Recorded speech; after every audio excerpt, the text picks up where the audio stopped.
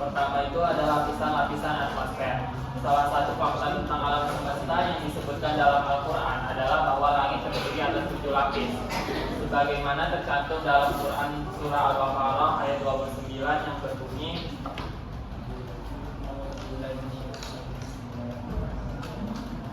"Wallazi khalaqalakum ma fil ardi jami'an tsumma istawa ilas samaa'i wa sawwahunna sab'an sahawa wa huwa bikulli syai'in alim." Yang artinya, Dialah yang menciptakan segala yang ada di bumi untukmu. Kemudian Dia menuju ke penciptaan langit, lalu Dia menyempurnakannya menjadi 7 langit. Dia Maha mengetahui segala sesuatu. Ini ilmu pengetahuan membuktikan bahwa atmosfer bumi memang terdiri dari 7 lapis yang berbeda dan saling berhubungan. Masing-masing lapis memiliki karakteristik fisik tertentu seperti tekanan dan suhu. Lapisan yang paling dekat dengan bumi disebut troposfer dan mengandung sekitar 90% dari total massa atmosfer. Nah, yang kedua ada dasar lautan yang gelap.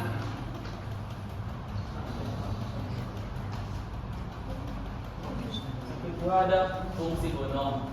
Dalam Quran surah Al-Anbiya ayat 31 yang berbunyi, "Waja'alna fil ardi rawasiya an tahida bihim waja'alna biha fijajan su'an la'allahum yahtadun." Yang artinya, kami telah menjadikan di bumi gunung-gunung yang kukuh agar tidak mengguncang bersama mereka, dan kami menjadikan pula di sana jalan-jalan yang luas agar mereka mendapat petunjuk. Al-Quran menjelaskan bahwa gunung-gunung diciptakan agar bumi tidak goncang. Temuan geologi modern membuktikan bahwa gunung memang memiliki fungsi menstabilkan kerak bumi dan mengurangi pergerakan tektonik yang dapat menyebabkan gempa. Fakta ini belum diketahui oleh manusia pada masa turunnya Al-Quran, namun kini telah dibuktikan oleh penelitian ilmiah. Selanjutnya saya kembali kepada moderator.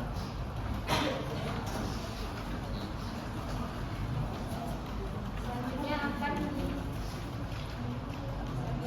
dibacakan oleh Firdan. Lalu ada dasar lautan yang gelap. Kondisi dasar lautan yang sangat gelap baru bisa diketahui setelah ditemukannya teknologi canggih penyelamat laut dalam. Namun, Al-Quran telah menjelaskannya jauh sebelumnya menggambarkan kedalaman laut yang gelap, tertutup oleh gelombang dan awan, serta tidak memiliki cahaya. Hal ini selaras dengan temuan ilmiah bahwa cahaya tidak dapat menuju kedalaman laut tertentu, sehingga membuat dasar lautan menjadi sangat gelap. Lalu ada api di dasar laut. Bumi memiliki belahan dan terdapat api di dalamnya. Ilmu geologi modern menunjukkan bahwa di balik dasar lautan yang terdapat lapisan batuan dan lempeng tektonik yang bergerak, menyebabkan terbentuknya celah-celah tempat munculnya lava panas. Di kedalaman antara 65 hingga 150 km ditemukan adanya aktivitas vulkanik bawah laut yang menghasilkan letusan dan semburan lava, membuktikan adanya panas dan api di dasar laut sebagaimana disebutkan dalam Al-Quran. Selanjutnya saya serahkan ke Gina. Lautan yang tidak bercampur satu sama lain. Salah satu fenomena lautan yang berbeda ditemukan oleh para ahli kelautan adalah sebuah lautan yang bertemu namun tidak bercampur satu sama lain. Ilmu pengetahuan menjelaskan bahwa fenomena ini terjadi karena adanya tegangan permukaan yang membuat air laut dari dua wilayah yang berbeda tidak menyatu. Menariknya, pengetahuan tentang fisika dan kelautan ini baru ditemukan pada zaman modern, namun telah disebutkan dalam Al-Quran lebih dari 1400 tahun yang lalu. Rahasia besi. Besi disebutkan secara jelas sebagai logam yang diturunkan dengan kekuatan dan manfaat bagi manusia. Penemuan ilmiah menunjukkan bahwa besi tidak terbentuk secara alami di bumi karena suhu bumi tidak cukup panas untuk memproduksinya. Sebaliknya, terbentuk di dalam bintang-bintang besar melalui reaksi nuklir dan kemudian disebarkan ke alam semesta melalui ledakan supernova.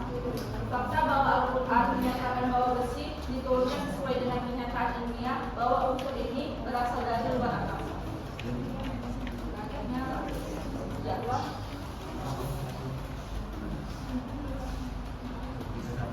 Relativitas waktu. Teori relativitas waktu yang ditemukan oleh Albert Einstein di awal abad ke-20 menjelaskan bahwa waktu bersifat relatif dan dapat berubah tergantung pada masa dan kecepatan. Konsep ini telah disinggung dalam Al-Quran, di antaranya dalam surah Al-Hajj ayat 27. Bismillahirrahmanirrahim. Saya kita nafadil ada di walayu di kalau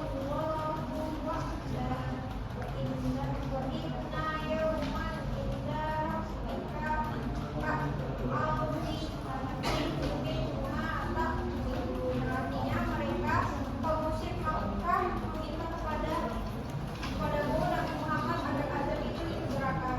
Padahal Allah tidak akan menyalahi janjinya. Sesungguhnya sehari di sisi Tuhanmu adalah seperti 1000 tahun sebelum perhitunganmu. Pemisah langit dan bumi. Langit dan bumi dahulu adalah satu kesatuan yang sekaku sebelum dihisapkan. Kenyataan ini selaras dengan penemuan ilmiah modern mengenai asal mula alam semesta. Para ilmuwan menyimpulkan bahwa seluruh alam semesta berasal dari satu titik tunggal yang kemudian mengalami ledakan dahsyat berasal dengan teori Big Bang.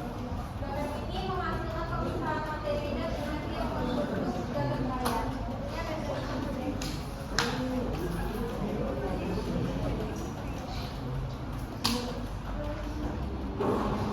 Mengembangnya alam semesta. Al-Quran juga menjelaskan bahwa alam semesta terus berkembang. Sebagaimana tertulis di langit di bawah bumi kekuasaan dan terus begitu luas. Ini sesuai dengan pedoman Alexander Fleming. Sejarah Mikrat, Edwin Hubble berusaha membuktikan bahwa alam semesta terus berkembang. Melalui teleskop, Edwin Hubble mengamati bahwa galaksi galaksi besar ini jauh satu sama lain, menandakan bahwa alam semesta sedang berkembang. Fakta ini telah disebut oleh Al-Quran jauh sebelum ditemukan oleh sains. Interaksi kebenaran Al-Quran dan Islam. Al-Quran menunjukkan satu petunjuk yang baik tidak hanya mengatur kehidupan spiritual atau ibadah, tapi juga mendorong pengembangan ilmu pengetahuan. Banyak ayat yang mengajak manusia untuk memperhatikan alam semesta, menggunakan akal pikiran, berpikir secara kritis dan meneliti. Dorongan ini menginspirasi para ilmuwan Muslim pada abad ke-8 hingga ke-10 untuk mengembangkan ilmu berdasarkan riset dan pengamatan. Tokoh seperti Ibnu Sina dan Al-Khawarizmi memberi kontribusi besar dalam bidang kedokteran, matematika, dan teknologi, menunjukkan bahwa Al-Quran menjadi dasar penting dalam kemajuan ilmu pengetahuan. Baik, sekian dari presentasi kami. Selanjutnya kami akan membuka sesi tanya jawab. Saya penelitian dari kelompok 2. Bagaimana konsep langit berlapis dalam surah Al-Baqarah ayat 29 dapat dikaitkan dengan struktur atmosfer menurut sains modern? Apakah ada perbedaan mendasar dari kedua perspektif tersebut? Perkenalkan, nama saya Rizky Fatihia. Saya akhirnya masuk ke 99. Saya ingin bertanya, apa fungsi gunung menurut Quran surat Al-Anbiya ayat 1 dan bagaimana ilmu biologi modern menggunakannya? Assalamualaikum warahmatullahi wabarakatuh. Saya Muhammad Medasiwa dari kelompok 2 ingin bertanya, mengapa dalam Al-Quran besi disebut sebagai logam yang diturunkan dan bagaimana hal tersebut sesuai dengan penemuan ilmiah modern tentang asal usul besi? Perkenalkan, nama saya Uda Berjaya dari BM 3 Masa Sipil 0203. Pertanyaan saya,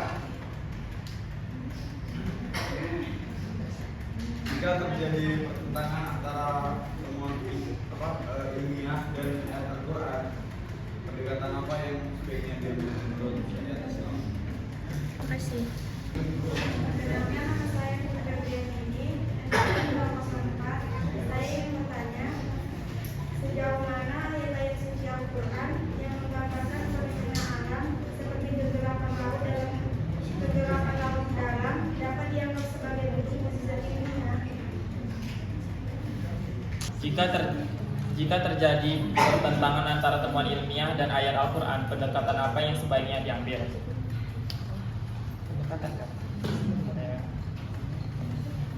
Yang pertama itu periksa kembali tafsiran ayatnya. Bisa jadi keliru, bukan ayatnya, tetapi pemahaman atau tafsir manusia terhadap ayat Al-Qurannya.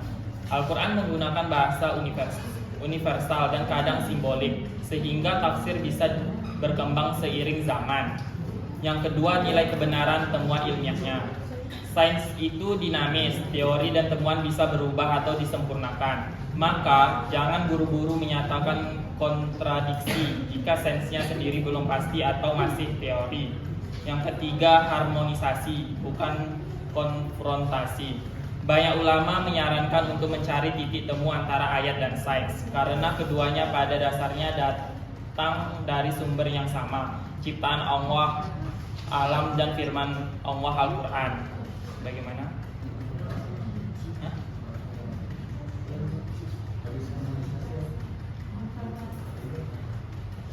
Konfrontasi.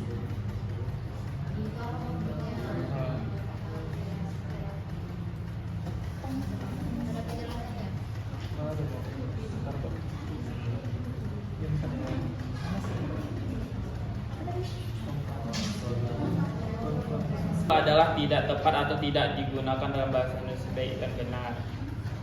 Misalnya kayak bukan bahasa Indonesianya gitu yang baik. Kayak kita kan bahasa kayak le gitu-gitulah istilahnya.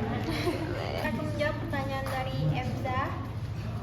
Pertanyaannya, apa fungsi gunung menurut Quran Surah Al-Anbiya ayat 31 dan bagaimana ilmu geologi modern membenarkannya?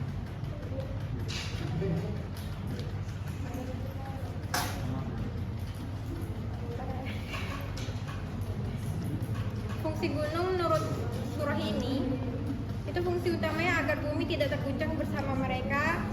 Ini dimaknai oleh banyak musafir sebagai penstabil bumi atau penjaga keseimbangan bumi. Dia penjelasan geologi modern dalam geologi itu contohnya gunung itu sebagai pasak. Sebagai ilmuwan muslim kontemporer mengaitkan ayat ini dengan konsep root. Root itu akar. Gunung memiliki struktur bawah tanah atau rooting tadi yang dalam seperti basa yang mencengkram kerak bumi ke bawah. Hal ini dibuktikan dengan model infostasi. Gunung juga sebagai stabilitas lempeng dan tekanan. Gunung membantu dalam menyeimbangkan tekanan antara lempeng tektonik meskipun bukan mencegah semua gempa bumi atau guncangan. Jawab pertanyaan dari Rafna. Mengapa dalam Al-Quran besi disebut sebagai logam yang diturunkan dan bagaimana hal tersebut sesuai dengan penemuan ilmiah modern tentang asal-usul besi? Besi dalam Al-Quran disebut sebagai logam yang diturunkan kepada manusia. Ini ditulis dalam surat Al-Hadid ayat 25 di mana Allah berfirman bahwa Dia menurunkan besi yang memiliki kekuatan besar dan beragam bermanfaatnya bagi manusia. Para ilmuwan sekarang tahu bahwa besi tidak terbentuk secara alami di planet bumi. Besi sebenarnya tercipta dari inti bintang-bintang besar yang sudah tua melalui proses fusi nuklir. Energi yang dibutuhkan untuk membentuk besi sangat besar sehingga ketika sebuah bintang mulai memproduksi besi, ini menandakan tahap akhir dari kehidupan bintang tersebut. Ketika bintang-bintang ini meledak sebagai superfenomena, mereka menyebarkan besi dan unsur-unsur lainnya ke seluruh alam semesta.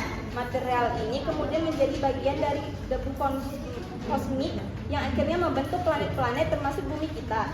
Jadi secara harfiah, besi memang turun dari langit-langit berasal dari luar angkasa. Quran yang menggambarkan fenomena alam seperti kegelapan laut dalam dapat dianggap sebagai bentuk mukjizat ilmiah.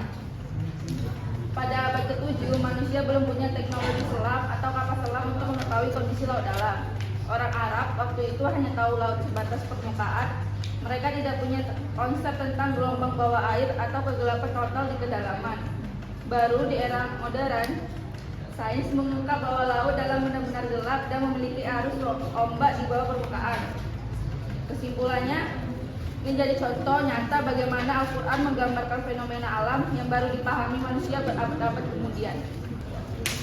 Bagaimana konsep langit 7 lapis dalam Quran Surah Al-Baqarah ayat 29 dapat dikaitkan dengan struktur atmosfer menurut sains modern? Apakah ada perbedaan mendasar dari kedua perspektif tersebut? Dalam Al-Quran, 7 langit seperti di Surah Al-Baqarah ayat 29 disebut sebagai ciptaan Allah di atas bumi. Para ulama dan ilmuwan muslim menafsirkan ini bisa berarti 7 tingkat atau lapisan alam yang diciptakan oleh Allah. Sementara itu, ilmu pengetahuan modern menemukan bahwa bumi diselimuti oleh beberapa lapisan atmosfer, seperti yang pertama ada troposfer, kedua ada stratosfer, ketiga mesosfer, keempat termosfer, kelima eksosfer, keenam ionosfer, dan yang ketujuh magnetosfer. Kalau dihitung jumlahnya bisa dianggap 7 lapisan seperti yang disebutkan dalam Al-Quran, maka banyak yang menganggap ini sebagai kesesuaian antara wahyu dan ilmu. Namun ada juga perbedaannya. Di dalam Islam, 7 langit mungkin juga bermakna lebih luas, bukan hanya atmosfer, tapi juga alam semesta atau dimensi di luar kemampuan manusia. Dalam sains, pembahasan tentang langit hanya fokus pada fisik dan bisa diukur. Jadi, walaupun ada kemiripan, makna dalam Al-Quran tidak persis sama dengan pengertian ilmiah, tapi bisa saling melengkapi. Itu sebabnya ayat-ayat seperti ini disebut punya isyarat ilmiah, tapi tidak harus diartikan secara harfiah sama dengan sains. Dapat diambil, Al-Quran terbukti selaras dengan ilmu pengetahuan modern dan mendorong manusia untuk mempelajari alam. Penemuan ilmiah yang sesuai dengan ayat-ayat Al-Quran memperkuat keimanan dan menunjukkan bahwa ilmu dan wahyu tidak bertentangan, melainkan saling menguatkan dan membuktikan kebesaran Allah SWT. Demikian presentasi yang dapat kami sampaikan. Semoga materi ini bermanfaat dan dapat menambahkan wawasan kita semua. Terima kasih atas perhatiannya. Assalamualaikum warahmatullahi wabarakatuh.